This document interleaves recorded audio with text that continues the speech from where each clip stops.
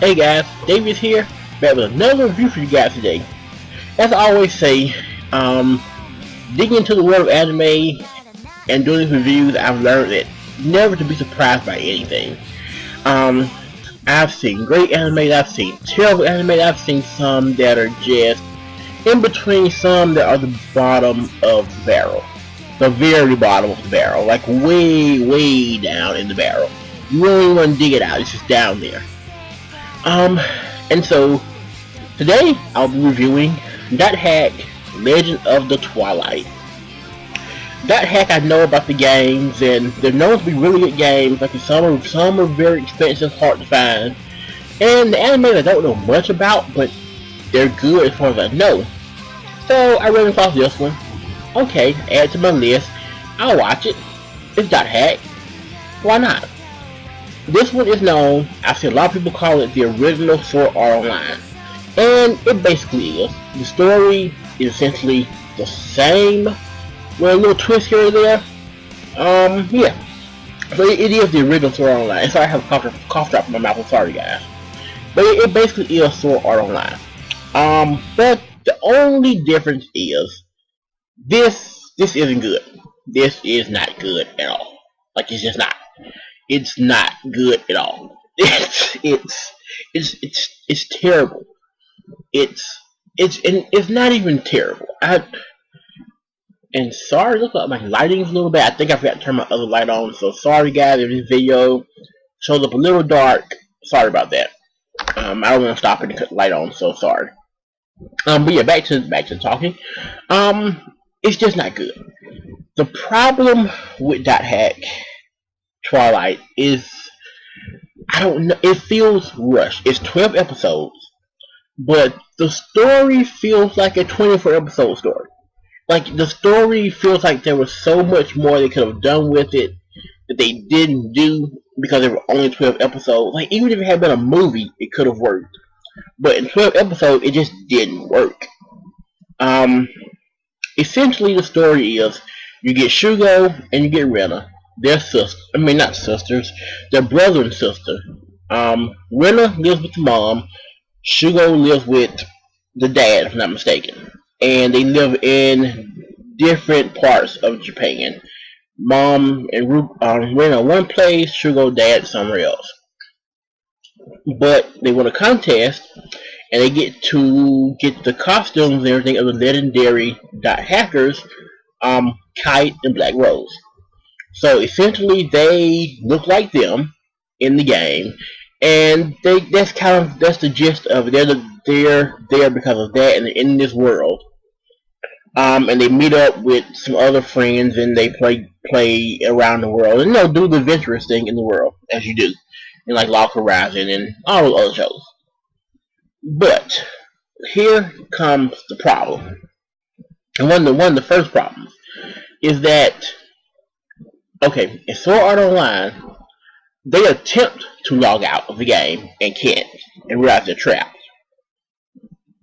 But in Dot Hack, other than maybe in the first episode, where I think Shugo may log out for a while, none of the other characters in this game ever attempt to log out. They never even attempt to leave the game. It's almost as if the real world is completely separate from this game. None of them ever try to log out. You never hear anyone say, well, I have to go back to the real world or back out of the virtual world to do so-and-so, A, B, or C, and I'll be back tomorrow to figure this out. Nothing. They're just there. It's like nobody ever attempts to leave or go home. Like, are you just logged into this game 24/7? Because it's like in Sword Art, the longer you logged in, it was dangerous because they were trapped in this game. But here it's not like they're trapped, they're just there voluntarily and they just don't want to leave. And it's a concept that's never really spoken of, but you can't help but notice it. They just never go. It's just like they're just there all the time. And it's like, okay, this isn't weird at all, but they're there. So then Um, the episodes for the first few kind of go in a pattern. They go on some adventures. They fight some monsters. They have a little jokes here and there. Episode's over. Around episode, I don't know, maybe 4, maybe 5, is when we start to get the development of some other characters, which would be Barmug. Barmug, I think is how you pronounce that. He's like um I guess you could call him like a head soldier type guy.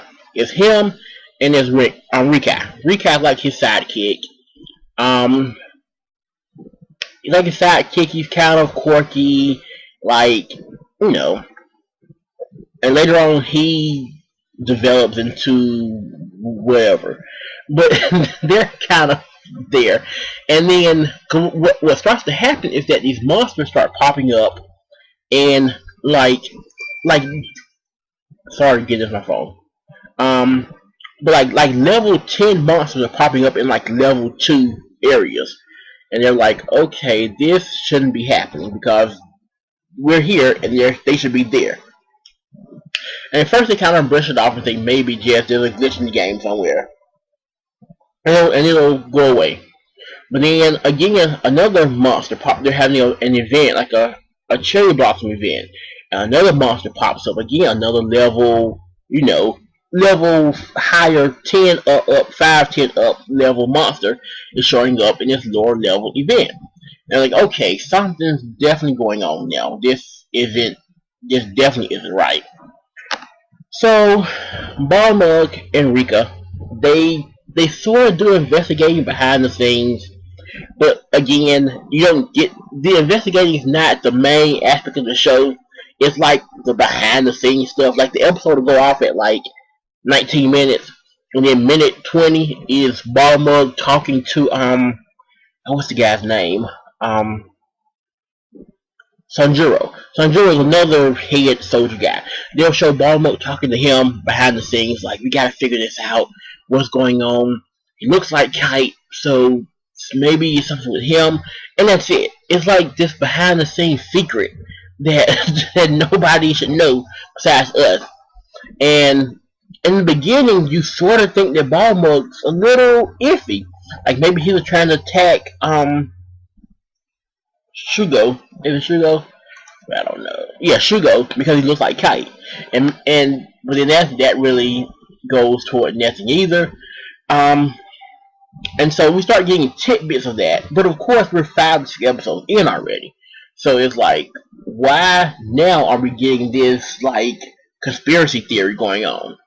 So we go a little more, expand a little more. They fight more monsters. And then by this point, they fight a monster, and Rika gets essentially kidnapped. She gets kidnapped, and it's sort of like in this life or death situation because now they're starting to figure out that this thing called what's it called? It's not the double death. It's like the real death. Like if you die in the game, you die for real. Because Rika does. There is a point in the show where Rika goes into a coma in the real world. That's one of the only times you see the real world is when she goes into a coma in the real world. They talk about it for a little while. Half the episode they mention it, and the mom's worried. Never see, and it's old school in the way you never see the mom's face. It's like that Powerpuff Girls thing. Like the mom talks, but all you see is from the neck down, and Rita's in the coma. And again, Rita's in the coma, and you never see Shugo log out of this game and go check on the sister. Never. Never. He never logs out. Mom never calls him and says, Shugo, your sister's in the hospital, and blah, blah, blah, come see her. Never. It never happens. And it's weird. And also, there's the guy in the game. There's a guy in the game who, which one is he? He is, I don't see him. He's actually a side character. I don't see his name on the list. But he went to school with Rina, or maybe both Rina and Shugo. He's sort of a perv. You get the what's the word I'm looking for? You get the feeling that he's like a a nerd type of guy that Rena was sort of friends, but he is in love with Rena. He's kind of a stalkerish a little bit, but he keeps track of Rena a lot in the real world. So the fact that he also doesn't log out and doesn't go to see where she is, it's like, why not? Why won't you check on this person in the real world instead you're still in this game fighting, trying to get her back? Um, so and the other glimpses of the real world we get is when there's glimpses of these kids sitting around computers, like in a circle, four computers around a circle, and there are these kids that look to be anywhere from 10 to 12. And I guess they're hacking, so maybe 12, 13. And they're doing something on the computers, and they're like this evil group of children who are setting to destroy the world. And they're actually the ones bringing the monsters into the world.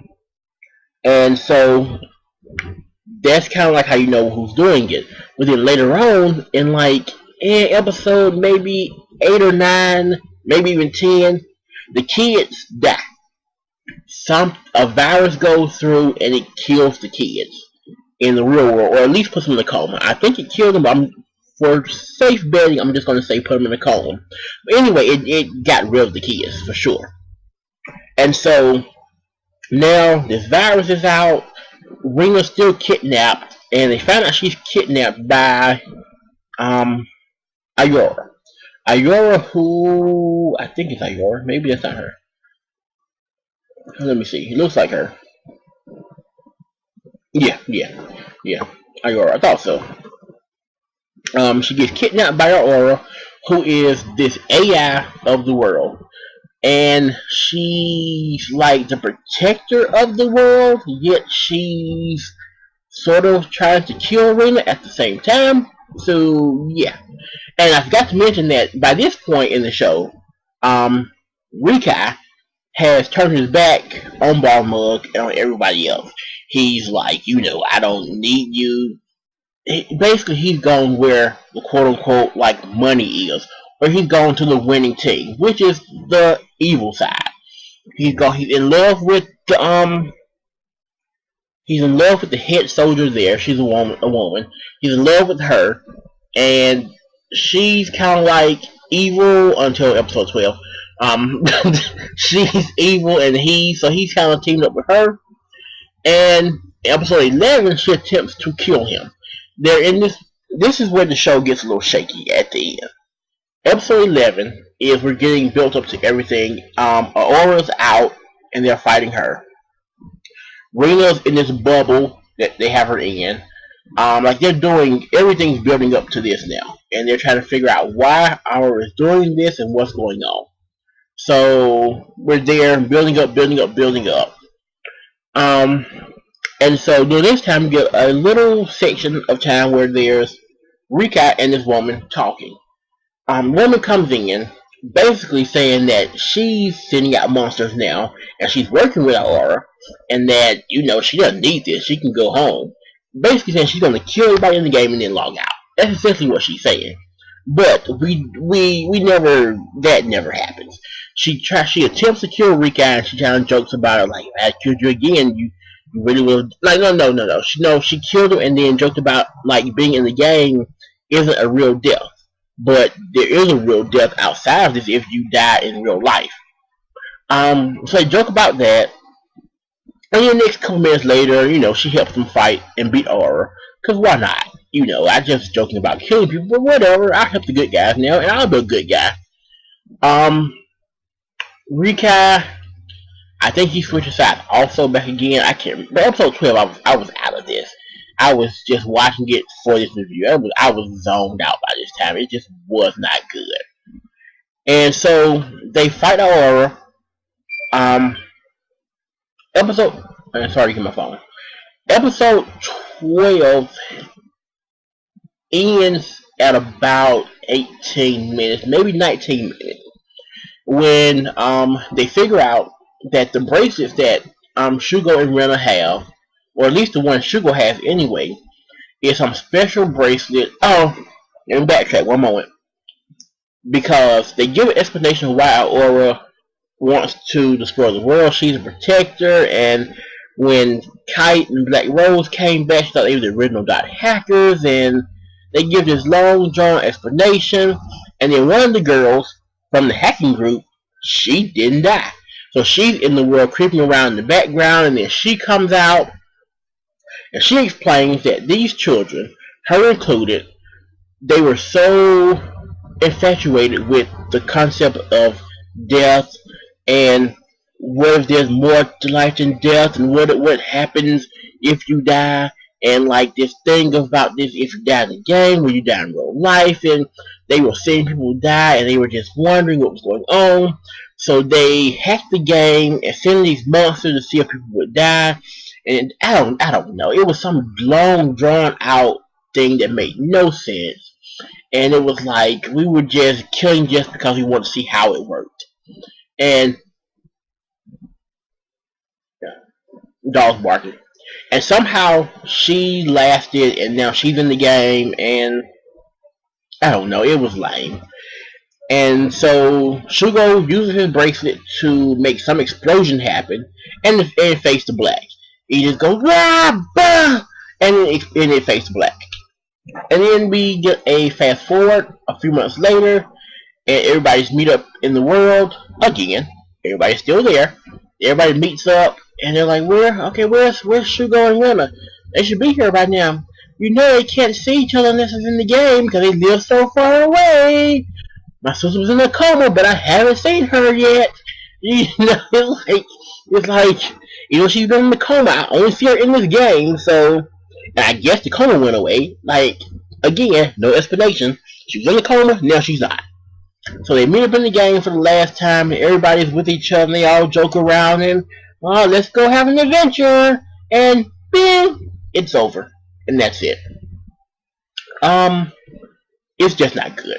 It's just not good. Is it the original Sword Art Online? Yes, definitely. I have no arguments there. The story is essentially the same. We're in a game. We sort of get trapped in this game, and if we die in the game, we die in real life.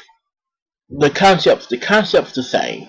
Sword Arts is a little more drawn out and a little more convoluted, I guess I could say. But yeah, it's the same story. It's a little bit Lock Horizon, a little bit Sword Art, because it's Sword Art in the fact that they die in the game, that they die for real. But it's Lock Horizon in the fact that there are politics going on behind the scenes. Oh, excuse me, guys.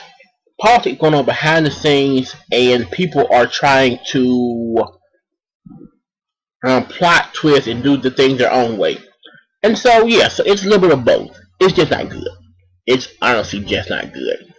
If you go on reputation of what Dot Hack has, don't watch this. Don't. I do not recommend it. If you want nostalgia, then watch it. But if you expect it to be good, it's not. It's just not. The characters are fun, I guess. But other than that, it's just not good. The story just feels rushed. It doesn't feel complete. If there's gaps, they don't fill in.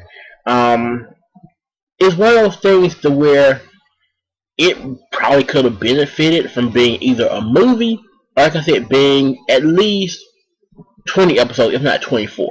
Because I would have liked to seen when Reno went into the coma. I would like to have seen Shugo log out, go to see his mother and his sister, and see her condition and what condition she's in. You log back into the game and tell everyone how it's affecting her in real life, and seeing if they can solve it and see what can happen.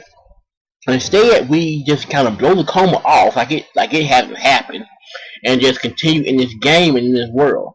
Or I'd like to see other people log out and just go into the real world and see what's going on. Instead, nothing. The real world seems to just be a drawn off memory. It's like it's not something we even talk about.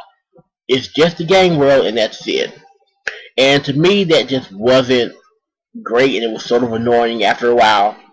And I felt it was too much time also on just random episodes instead of building up this story. You can't throw in a conspiracy theory story in episode 6 when you only have 12. Like there's just, like you're gonna build up for 6 episodes, but it just does. It felt rushed. It just wasn't very planned out. It wasn't very well done. So that's Dot Hack. Legend of Twilight. How would I score it? 6 out of 10. Like I don't want to give it a 5. Um, Sugar was cool, I guess. I'll 6 out of 10 is as far as I can go. I can give it a 6 out of 10. It was decent. It was decent, but it was bad at the same time.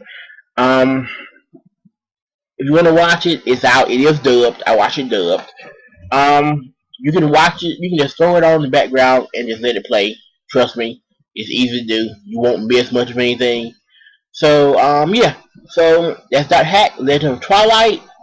6 out of 10 for me. If you've seen this anime, I did read that it was on Cartoon Network back in like '04. So plenty of you, a lot of you probably have seen it. I just hadn't seen it before. So, given that most of you probably have seen it, if you liked it, if you didn't like it, tell me why. Leave a comment below. I'd love to hear your thoughts on the anime and if you really liked it or not. Don't forget to thumbs up this video, share this video, hit the subscribe button, and we'll be back soon with more videos for you guys. And until next time, Maho out.